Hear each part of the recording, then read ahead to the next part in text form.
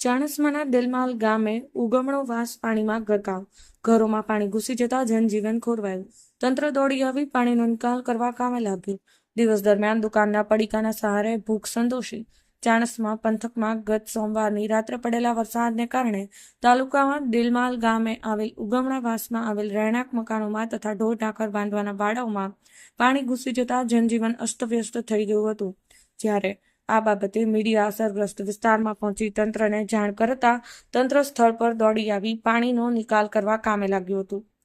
ચાણસ્મા તાલુકાના દિલમાલ ગામની અંદર આવેલ ઉગમણા વાસમાં આજુબાજુના 3 જેટલા તળાવના વરસાદના લીધે ઓવરફ્લો થતા પાણી આવતા ત્યાં આગળ રહેતા અંદાજિત 25 જેટલા પરિવારોના રહેણાંક મકાનોમાં પાણી ઘૂસી જતા ઘરોમાં રહેલા ઘરવખરી પણ પલળી ગઈ હતી.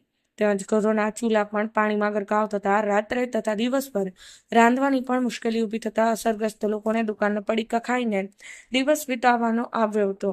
ત્યારે આ બાબતે જાણ મીડિયાને થતા મીડિયા અસરગ્રસ્ત વિસ્તારમાં પહોંચી તાલુકા વિકાસ અધિકારી તથા મામલતદારને ટેલિફોનિક જાણ કરાતા તાલુકા વિકાસ અધિકારી તથા વિસ્તરણ અધિકારી તલાટી કમ મંત્રી તાબડતોબ સ્થળ પર દોડી આવ્યા હતા.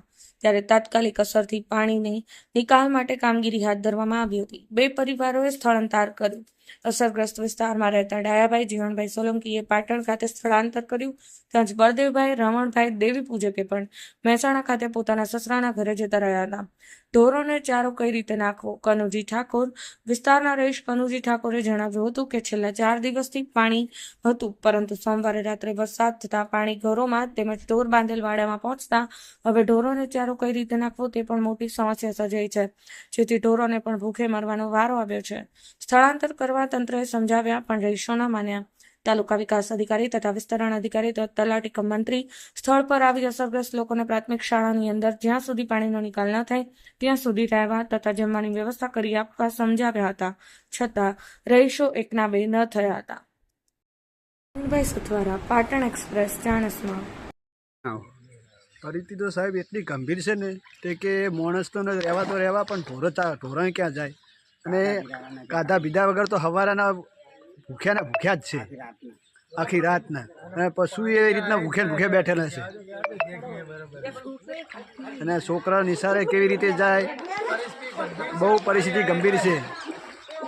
અને પાણીનો વધતો જ જાય છે, અને નીકળવાનો માર્ગ છે પણ કોઈ તંત્ર માર્ગમાંથી પાણી નીકળવા માટે તૈયાર જ નથી.